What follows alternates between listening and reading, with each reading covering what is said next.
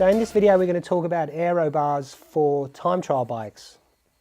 And we look at two scenarios. Number one, you're going to buy a new bike, and number two, maybe you have an existing bike and you're going to put some aero bars on. So just go back to when I first started out. I bought a road bike, I did a couple of triathlons, I put on some clip-on aero bars, enjoyed the sport, and then I actually bought another road bike, and what I did was I put on a set of time trial bars, so a set of aero bars onto a road bike frame, because I was told at the time that this was an aero road bike and it would serve me well, dual purpose.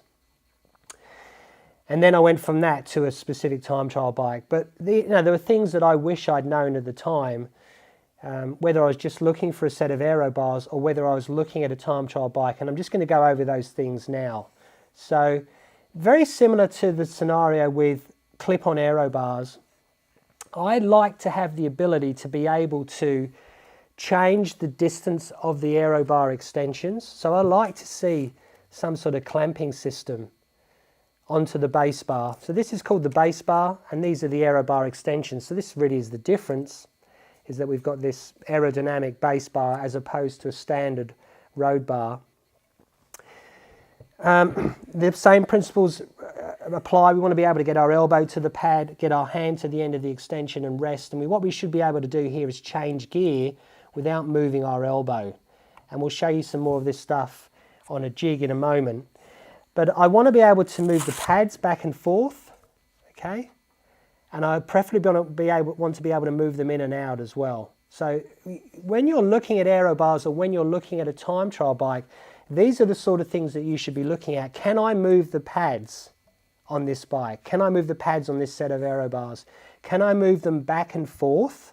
Okay, so the fore-aft movement. Is there a way of moving them up and down? Now, typically on a road bike, because road bikes sit a bit higher than time trial bikes, you don't generally need a riser kit. But on a time trial bike, I want to know that there's a way of raising the aero bar extensions. And then you can see in here I've got a little riser kit. This is a 30mm riser kit. And there's various ways that you can do this on various bikes. And I'm going to talk in more detail about the bikes that I believe work well for triathlon because they have adjustability and the right sort of geometry. But here, obviously, yeah, we can move the extensions in and out on the base bar.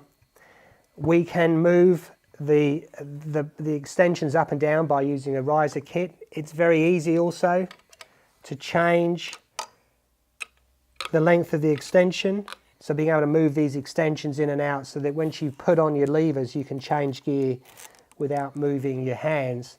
The other thing I like about this sort of base bar is it's turned up, okay, where your hands are going to sit when you're sitting up. I like to have that kind of catch so that when you are sitting up, maybe you're climbing, you don't feel like you're going to fall off the front of the bike. It's nice, particularly when your hands are wet, rather than having something that's straight. And if you've got get some good bar tape on there and you get a bit of additional grip. But look, that to me is a perfect aero bar from an adjustability point of view. There's nothing here that I can't do, okay? I can, as I said, I can move the extensions in and out. I can move the extensions back and forth. I can move the pads so that they come underneath me. And the other benefit of being able to move these extensions is that we can then easily sit a drink system, a hydration system between the bars.